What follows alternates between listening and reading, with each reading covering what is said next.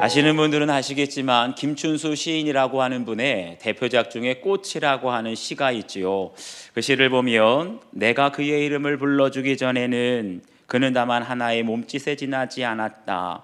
내가 그의 이름을 불러주었을 때 그는 내게로 와서 꽃이 되었다.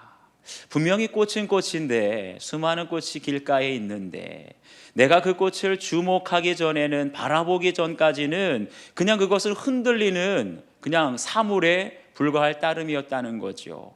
그런데 가던 길을 멈추고 가만히 자세히 살펴보게 될 때 비로소 들에 핀 꽃 한 송이가 내 인생에 가장 소중하고 사랑스럽고 아름다운 꽃으로 다가오게 되는 줄 믿습니다. 믿음도 그렇다는 거예요. 그래서 이재철 목사님께서 회복의 신앙이라는 책에서 믿음은 시선입니다 라는 말씀을 하셨어요. 우리가 하나님을 믿는다라고 하는 그 믿음이 무엇이냐? 다시 말하면 나와 함께 하시는 하나님을 항상 내 눈으로 바라보는 것, 그 시선이 바로 믿음이라는 거죠. 아무리 주님께서 나와 함께 하실지라도 내가 주님을 주목하지 못하면 주님과 내가 아무런 상관이 없어요. 마치 꽃이 꽃이어도 꽃으로 다가오지 않는 것처럼 주님이 주님으로 역사하실 수가 없는 거죠. 그런데 세상 바라보는 나의 눈을 버리고 나와 함께 하시는 주님을 주목하여 바라보게 될 때 안진뱅이가 일어나는 기적이, 안진뱅이와 같이 주저앉아 있던 우리의 모든 삶의 모습들이 일어나 걷게 되는 기적이 나타나게 될 줄 믿습니다. 어떻게 하면 이러한 기적이, 성령의 기적이 우리에게도, 우리의 가정에게도 일어날 수 있을까? 오늘 주신 말씀 통해서 일어나 걸으라 라는 제목으로 함께 은혜 나누겠습니다. 첫 번째, 성령의 기적은 어떻게 일어나냐? 기도할 때 기적이 일어납니다. 1절 말씀을 함께 읽겠습니다. 1절 시작. 제9시 기도 시간에 베드로와 요한이 성전에 올라갈새. 아멘. 여기 보니까 제9시 기도 시간이라고 했는데 제9시는 우리나라로 오후 3시를 가리킵니다. 유대인들은 전통적으로 매일 하루에 3번씩 기도했다 그래요. 오전 9시, 정오 12시, 그리고 오후 3시. 대표적인 사람이 바로 다니엘이었지요. 다니엘서 6장 10절을 보면 다니엘이 이 조서에 왕의 도장이 찍힌 것을 알고도 자기 집에 돌아가서는 윗방에 올라가 예루살렘으로 향한 창문을 열고 전에 하던 대로 하루 3번씩 무릎을 꿇고 기도하며 그의 하나님께 감사하였더라 라고 그랬어요. 이때 다니엘이 어떤 상황이었느냐? 생명의 위협을 받고 있는 그런 위기 상황이었어요. 그를 아주 시기하고 질투하는 메대의 고관들이 함정을 파서 지금 모함하려고 하는데 기도하면 안 돼요. 기도하면 잡혀가고 기도하면 죽습니다. 그런데 그러한 상황을 다 알고 있으면서도 예루살렘을 향하여 3번씩 기도했다는 거예요. 여러분, 이런 기도가 어떻게 하루아침에 이루어질 수 있겠어요? 이런 기도는 어느 날 갑자기 이루어지는 것이 아니라 전에 하던 대로, 한마디로 평생 매일 3번씩 오전 9시, 정오 12시, 오후 3시 매일 3번씩 기도하게 되었을 때 그것이 내 몸에 배이게 되면, 습관이 배이게 되면 아무리 위험한 어려운 상황이 닥쳐도 흔들리지 않고 기도의 자리로 나가게 될 줄 믿습니다. 여러분, 신앙생활은 우리가 뻑적지근한 그런 신비한 체험, 기도원에서 부흥해서 했다고 그 변화가 일어나는 게 아니에요. 신앙생활은 아무리 작고 사소한 일이라도 매일 꾸준히 반복할 때, 매일 기도를 반복하고 매일 큐티를 반복하고 매일 주님과 동행하는 일기를 반복하고 이게 쌓이게 될 때 우리의 삶의 변화의 열매가 맺히게 되는 것이에요. 위대한 연주가나 위대한 선수들에게는 한 가지 공통점이 있습니다. 단 하루도 빠뜨림이 없이 매일 반복되는 연습과 훈련이 있다는 거예요. 그래서 하루만 지나가도 본인이 알고 며칠이 지나가면 사람들이 다 알지요. 그런데 여러분 보세요. 아무리 위대한 연주가라 할지라도 그렇게 평소에 매일 반복해서 연습을 해도 막상 실전 무대에 올라가면 긴장이 된다는 거예요. 국제 쇼팽 콩쿠르에서 우승을 한 조성진이라고 하는 피아니스트가 있는데, 그렇게 대단한 연주가도 막상 무대에 올라가면 머리가 하얘져서 악보가 안 보인다는 거예요. 그런데 악보가 안 보이는데 피아노 앞에 딱 앉게 되면 악보를 기억해서 연주하는 것이 아니라 평소에 연습한 대로 손이 움직인다는 거죠. 내 몸이 움직인다는 거죠. 여러분, 기도도 마찬가지입니다. 오늘날 위험한 위기가 닥쳐서 기도하면 기도가 안 나와요. 매일 정한 시간에 매일 반복해서 기도하게 될 때 우리가 기도의 자리에 나가면 주님이 우리를 만나 주시고, 그럴 때 안진뱅이가 일어나는 기적의, 성령의 기적의 역사가 나타나게 될 줄 믿습니다. 초대교회는 어떤 교회입니까? 성령의 역사로 급성장한 교회죠. 그래서 베드로의 설교로 하루에 3,000명이 세례를 받고 아주 놀라운 부흥이 일어났어요. 그러니 생각해 보면 사도들이 신방하느라고 얼마나 바빴겠습니까? 그런 상황임에도 불구하고 시간을 정해서 기도했다, 이 말이 무엇이겠어요? 한마디로 베드로와 요한에게는 하나님밖에 다른 어떤 관심이 없었다는 거지요. 설사 신방을 내가 못하고, 내가 전도를 못하고, 구제를 못하고, 성경 공부 못하는 날이 있어도 절대 기도를 빠뜨리는 일은 없었다는 거예요. 정한 시간에 다른 건 못하더라도 정한 시간에 성전에 올라가 기도하게 될 때 그곳에서 사람을 만나고 그곳에서 안진뱅이가 일어나는 기적이 일어나게 되는 줄 믿습니다. 그러니 성령의 기적은 어떻게 일어나느냐? 오직 기도하는 사람에게 성령의 기적이 일어납니다. 예수님은 공생애를 시작하기에 앞서서 광야에서 40일 동안 금식 기도를 하셨지요. 바로 40일 금식 기도 안에 공생애 동안 일어나게 될 모든 기적이 이미 시작이 되었다는 거예요. 그래서 매일 밤마다, 매일 새벽마다 무리를 떠나서 한적한 곳에서 주님 기도하셨습니다. 왜요? 기도하심으로 하나님의 일이 이미 시작이 된 거예요. 새벽 미명에 한적한 곳에서 기도하실 때 나병 환자를 만나면 나병 환자가 깨끗해지고, 눈먼 사람을 만나면 눈이 또 보여지게 되는 것이고, 그리고 중풍병자를 만나게 되면 들것에 들려왔던 중풍병자가 일어나 걸어가게 되는 성령의 기적이 일어나게 되는 것입니다. 하나님께서는 아무에게나 기적을 보여주시지 않으세요. 반드시 하나님의 사람을 먼저 택하시고 택한 사람에게 무엇을 명령하실까요? 기도하라고 하세요. 그리고 주님의 말씀대로 기도하는 사람에게, 기도로 준비된 사람에게 안진뱅이가 일어나는 성령의 기적이, 이 땅에 놀라운 부흥의 역사가 일어나게 될 줄 믿습니다. 혹시 에즈베리 대학교의 부흥이라고 들어보셨나요? 요즘 미국의 켄터키 윌모어에 6,000명밖에 모이지 안 사는 그 작은 도시 안에 에즈베리 대학교가 있는데 놀라운 부흥의 역사가 일어나고 있다는 거예요. 지난 2월 8일 수요 예배, 평소와 같이 수요 예배 목사님께서 말씀을 전하셨는데, 그때 마지막 설교 말씀이 하나님의 사랑을 배우기까지는 이곳을 떠나지 말고 이곳에 머무르라, 그 설교를 드렸다는 거예요. 이 시대를 살리기 위해서 하나님의 사랑, 그 사랑을 여러분들이 알고 받아야 변화될 수 있다. 머무르라. 그런데 예배가 끝나고 다른 사람들은 다 강의 들으러 갔는데 20여 명의 대학생들이 그 자리에서 머무르라, 떠나지 말고 머무르라, 그 말을 듣고 기도했다는 거예요. 그러면서 어떤 사람은 자기의 죄를 고백하면서 회개 기도를 하고 침묵으로 기도를 하는데, 그 자리 20명의 학생들에게 하나님께서 강력하게 임재하시는 걸 경험한 거예요. 그러니까 그 학생들이 자기 친구들에게, 기숙사로 들어가고 강의실로 들어간 학생들에게 여기 지금 하나님이 임재하셨다고 이 소문이 전해지니까 여기저기에서 학생들이 몰려드는 거예요, 강당으로. 그래서 거기에서 어떤 사람들은 바닥에 엎드려 기도하기도 하고, 어떤 사람들은 학교 강당 잔디밭에서 막 무릎 꿇어 회개하면서 침묵으로, 어떤 사람들은 24시간 밤새도록 찬양하면서 계속 그런 일들이 일어났어요. 그 에즈베레 대학교의 강당이 아까 방금 전에 나왔는데 약 1,500석 정도가 되는데, 그 강당 1,500석을 가득 채운 채 24시간 동안 기도하고 찬양하고 예배를 드리는데, 그게 며칠 동안이요? 16일 동안이나 인도자가 없어요. 설교자가 없어요. 그런데 학생들이 소문을 듣고 동네에 있는 목회자들이 모이고 이웃에 있는 캐나다 사람들이, 외국인들도 모여들면서 수만의 사람들이 24시간 16일 동안 그치지 않고 기도하고 예배했다는 거예요. 할렐루야. 이것이 바로 성령의 기적이고 이게 부흥의 역사인 줄 믿습니다.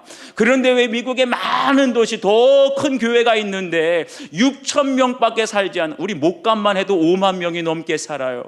그럼 목감보다 더 작은 도시에 어떻게 이렇게 놀라운 부흥의 역사와 성령의 기적이 나타났을까?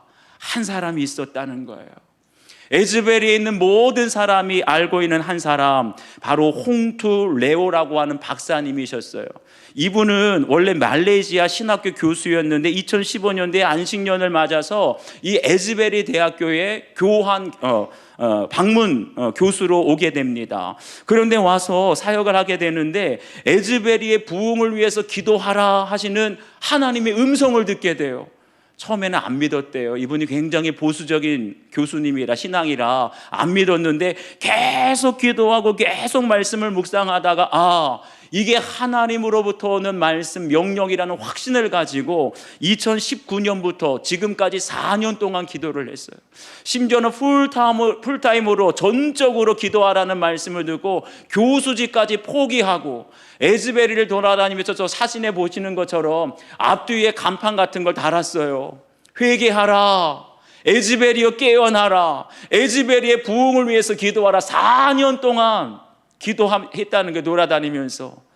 바로 이 홍투 레오 같은 그 교수님이 4년 동안 기도하였기에 그 기도의 열매로 지금 에즈베리 대학교와 미국 전역에 놀라운 부흥의 열매가 맺어지게 된 줄 믿습니다.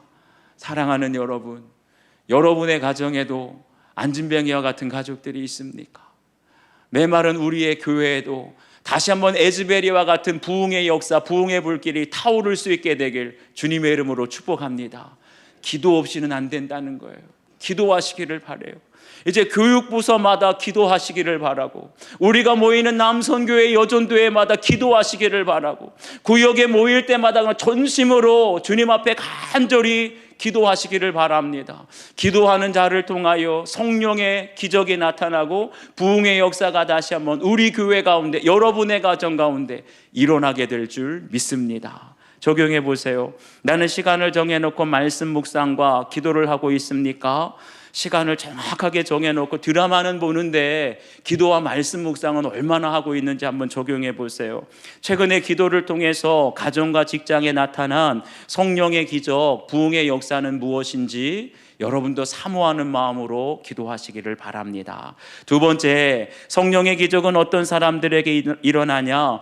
주목하는 사람, 주목할 때 기적이 일어납니다. 2절 말씀 함께 읽겠습니다. 시작. 나면서 못 걷게 된 이를 사람들이 메고 오니 이는 성전에 들어가는 사람들에게 구걸하기 위하여 날마다 미문이라는 성전문에 두는 자라. 아멘. 이렇게 베드로와 요한이 정한 시간에 성전에 올라와서 기도할 때 누구를 만나요? 그렇다고 한다면 이 만남은 우연한 만남이 아니라 기도한 뒤에 만난 만남은 하나님께서 응답으로 주신 만남이고 성령의 기적을 위한 만남인 줄 믿습니다. 그런데 그 사람이 누구냐? 바로 나면서 못 걷게 된 이를 만나게 되었다는 거예요. 그런데 이 나면서 못 걷게 된 사람이 어떤 사람이냐? 사도행전 4장 22절을 보면 그 사람의 나이가 40세였다는 거예요. 한마디로 뭐죠? 나면서부터 걷지 못했는데 40세가 되었다는 건 지금까지 40년 동안 단 한 번도 걸어본 적이 없는 안진뱅이 장애인이었다는 거죠. 그런데 사람들이 이 안진뱅이를 날마다 미문이라는 성전문에 두었다라고 했습니다. 예전에 우리가 안진뱅이를 주로 시장판에서 많이 봤는데 왜 시장판이 아니라 하필이면 성전문에 두었을까? 그건 다른 것이 아니라 이 미문이라고 하는 것, 뷰티풀 게이트, 가장 아름다운 문이라는 거예요. 거기에 사람들이 가장 많이 출입하기 때문에, 통행하기 때문에 그곳에서 성전에 들어가는 사람들에게 구걸하기 위해 데려놨다는 거죠. 분명히 성전에 있기는 있는데 무엇을 위해서요? 구걸하기 위해서. 여러분, 성전이 어떤 곳입니까? 성전은 하나님께 예배하고 하나님께 은혜를 구하는 곳 아니겠습니까? 그런데 이 안진뱅이 나면서 걷지 못하는 사람에게 성전은 예배하는 것이 아니었어요. 성전은 하나님의 은혜를 구하는 것이 아니라 어떤 것이었다고요? 구걸하는 곳. 그래서 예배하러 들어가는 사람들 중에 잘 사는 사람, 옷을 잘 입은 사람, 그런 사람들만 바라보며 주님을 바라보는 것이 아니라, 성전까지 왔는데 주님을 바라보고 주님의 은혜를 구하는 것이 아니라 부자처럼 보이고 돈 잘 줄 것 같은, 구걸 잘할 것 같은 사람들만 바라보면서 40년 동안 구걸했다는 거예요. 그러니까 40년 동안 성전문 앞까지는 왔는데 어때요? 주님의 이름을 부르지도 주님을 바라보지도 않게 되니까 그에게 구원의 확신도 미래에 대한 어떤 소망도 없이 절망 속에 살아가는 것 아닙니까? 사랑하는 여러분, 혹시 저희들 중에도 이 안진뱅이 같은 사람이 없나요? 분명히 몸은 예배당 교회까지는 잘 왔는데 여기서 주님을 바라보기보다는 사람들, 나에게 좀 관심 좀 가져주세요. 사람들의 관심을 구걸하고 있지는 않습니까? 내 능력, 내 학벌 좀 인정해 주세요. 사람들의 인정, 사람들과 친분을 맺는 것을 구걸하고 있지는 않습니까? 이왕이면 교회를 나가도 좀 잘 사는 사람, 유력한 사람, 유명한 사람, 그런 사람들하고 내 인맥을 좀 맺어야 되겠다. 그런 인맥을 구걸하면서 나와 있지 않습니까? 그렇게 힘 있는 사람, 돈 많은 사람, 많이 배운 사람, 그런 사람들만 바라보며 구걸하는 사람은 수십 년 성전에 나오고 예배당에 나와도 주님의 은혜를 경험하지 못하니까 늘 마음이 곤고하고 미래가 두렵고 불안할 수밖에 없는 거예요.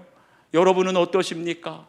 간절히 바라기는 이제는 성전 문 앞에 머무는 것이 아니라 성전 안으로 들어오시기를 주의 이름으로 축원합니다.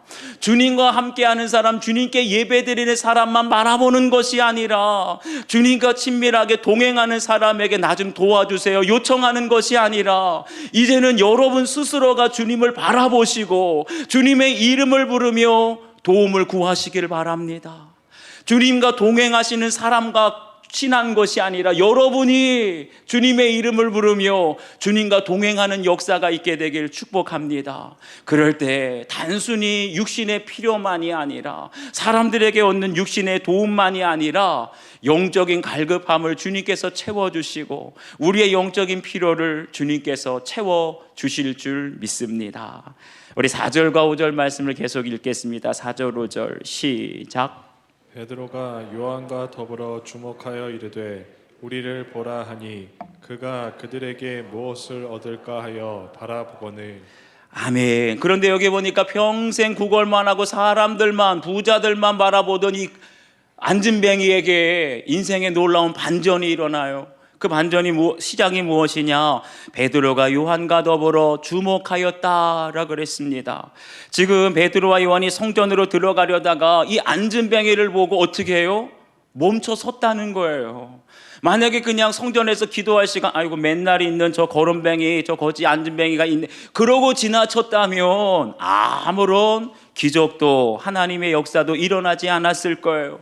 그런데 베드로와 요한이 성전으로 들어가려던 길을 멈추고 나니까 누가 보여요? 구걸하는 사람, 영적으로 목마른 사람이 눈에 들어오는 거예요. 그리고 영적으로 목마르고 갈급한 그 사람을 주목하여 바라볼 때, 가만히 살펴보게 될 때 바로 거기에서 내가 주목하여 바라보게 될 때 성령이 기적이 일어나고 하나님의 역사가 일어나게 되는 줄 믿습니다. 그런데 이때 바라보며 베드로가 뭐라 그래요? 안진뱅이에게 우리를 보라 라고 말해요. 그냥 인간으로서의 베드로를 보라는 말이 아니죠. 물론 날 때부터 걷지 못하고 구걸만 하면서 살았던 이 안진뱅이도 비천하지만, 아니 따지고 보면 베드로라고 나을 게 뭐가 있겠어요? 뭐 어부였지, 유대인들이 다 무시하는 갈릴리 출신, 비천하기는 마찬가지예요. 그러니 내가 배운 것도 없고 내가 가진 것도 없고 사람들에게 내세울 것도 없는데 나를 좀 봐라, 우리를 바라보라. 무슨 얻을 게 뭐가 있겠어요? 여기서 베드로가 우리를 보라, 이 말은 뭐죠? 우리 안에 있는 예수 그리스도를 바라보라. 나의 지금 내가 어부라는 것, 내가 갈릴레 출신이라는 것, 일자 무식이라는 내 인간적인 외모를 보지 말고 내 안에 은금보다 더 귀하고 세상보다 더 소중한 예수 그리스도께서 내 안에 계심을 바라보라는 거예요. 할렐루야. 그래서 우리가 사람을 보는 것이 아니라 우리 안에 계신 그리스도를 바라보고 주목할 때 앉은 자가 일어나게 되는 기적이 있게 될 줄 믿습니다. 저희도 마찬가지예요. 저희가 불신 가족이나 불신 이웃들에게 보여주어야 할 것은 세상 사람들이 원하는 내가 이렇게 부자입니다, 내가 이렇게 명문대 나왔습니다, 내가 이렇게 얼굴이 예뻐요, 이런 걸 보여주는 것이 아니라, 세상 사람들이 원하는 것이 아니라 세상에서는 도저히 보여줄 수 없는 우리 안에 계시는 예수 그리스도를 보여주어야 할 줄 믿습니다. 여러분, 전도가 무엇이고 선교가 무엇이죠? 전도는 우리가 얼마나 많이 알고 성경 지식을 말하는 게 전도가 아니고, 선교는 외국 가서 가난한 나라에 가서 우리가 부자 나라 한국에서 왔으니까 여러분에게 물품을 몽땅 갖다, 그것이 선교가 아니에요. 여러분, 전도와 선교는 철저히 내 안에 계시는 예수 그리스도를 보여주는 것인 줄 믿습니다. 불신 가족들에게 나는 죽고 예수로 살면 내 안에 계신 예수 그리스도를 보여줄 때 안진뱅이 같은 우리 불신 남편이 일어나 곧게 될 줄 믿습니다. 아무리 신앙생활 봉사를 오래 하고 기도를 해도 엄마는 왜 그래? 아빠는 왜 교회를 다녀도 그렇게 돈 걱정이 많아요? 그러면 우리 아이들이 안진뱅에서 일어날 수가 없어요. 그런데 내 안에 계시는 예수 그리스도를 우리 자녀들에게 보여줄 때 평생 일어나가 얻지 못하는 안진뱅이와 같은 우리 자녀들이 일어나 곧게 되는 역사가 있게 될 줄 믿습니다. 저는 오랫동안 목회를 하면서도 주님과 동행하는 삶을 사실은 몰랐어요.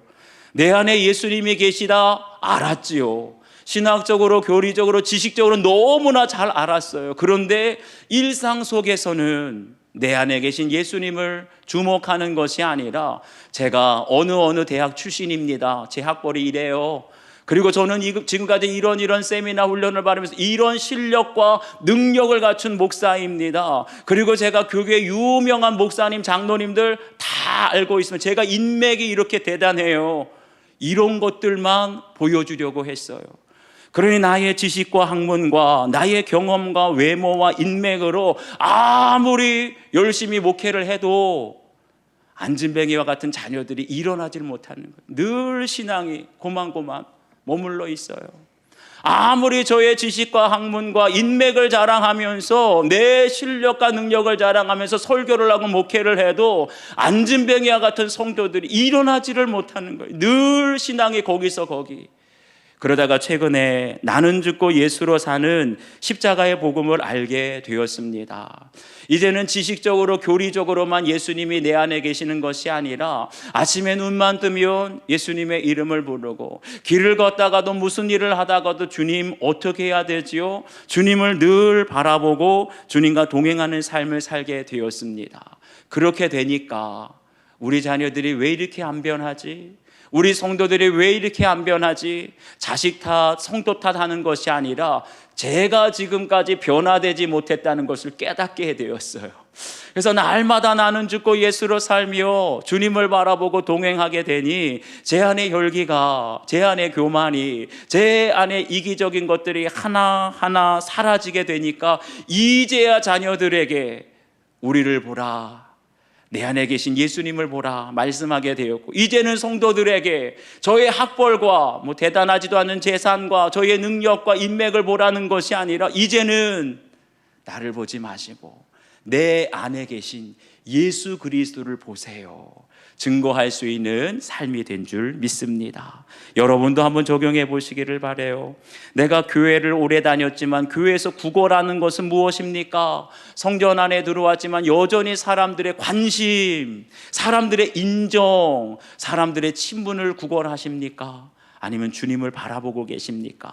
내 주위에 안진뱅이 같은 가족이나 이웃에게 나는 무엇을 보여주고 있는지, 야, 아빠가 명문대 나왔어, 너도 명문대 가라, 학벌을 졸업장을 보여주고 있습니까? 아빠, 엄마가 이루어낸 사업의 성공, 물질의 축복을 보여주고 있습니까? 아니면 철저히 나는 죽고 예수로 살며 우리 안에 계신 예수님을 보여주고 있습니까? 한번 적용해 보시기를 바라요. 세 번째, 성령의 기적이 일어나면 어떤 일이 일어나냐? 최고의 기적은 예배의 회복에 있습니다. 6절 말씀 함께 읽겠습니다. 시작.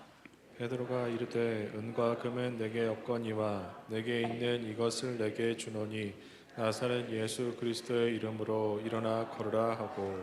아멘. 앞에서 보게 되면 이 안진뱅이가 뭐라 그래요? 무엇을 얻을까 하고 바라보았다 그랬는데, 여러분 생각해 보세요. 베드로가, 아니 이 안진뱅이가 구하면 베드로에게 얼마나 많은 돈을 구했겠어요? 요구했겠어요?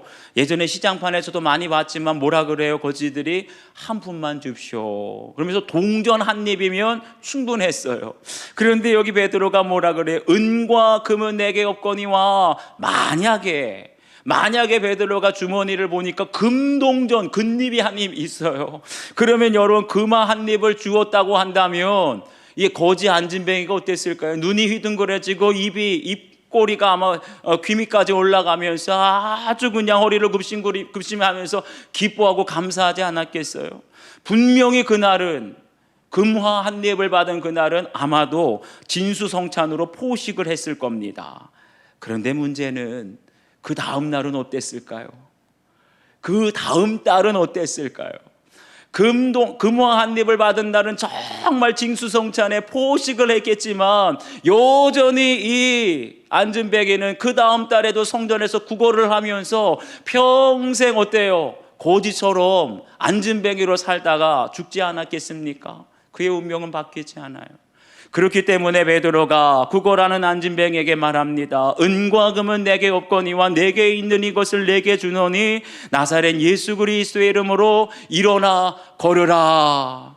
그러니까 평생 구걸하면서 거지처럼 살 수밖에 없는 사람인데 내가 은잎을, 내가 금화를 한 입 준들 달라질 수 없어요. 그래서 은금을 상징하는 세상을 준 것이 아니라 나사렛 예수 그리스도의 이름으로 영생을, 영원한 생명을 그에게 준 것입니다. 할렐루야. 왜 그렇지요? 영원한 생명은 은금으로는 얻을 수 없어요. 아무리 내가 가난하고 내가 아무리 병들었어도 오직 나사렛 예수 그리스도의 이름으로만 영생을 얻게 되는 줄 믿습니다. 그런데 오늘날 세상에서는 우리에게 뭐라고 하지요? 은금만 있으면, 돈만 있으면 다 돼.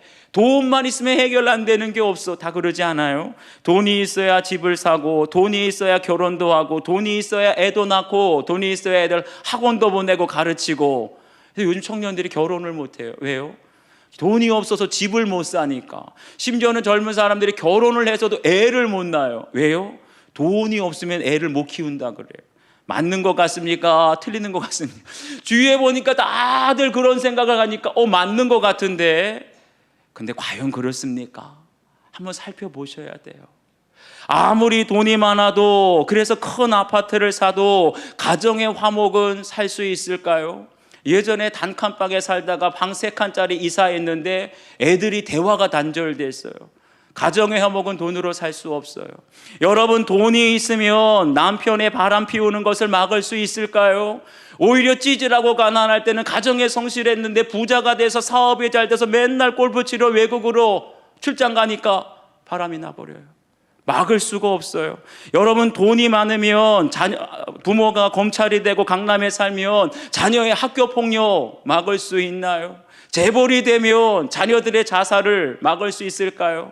아무리 돈이 많고 아무리 부자가 돼서 자녀의 학교 폭력과 자살을 막을 수가 없어요.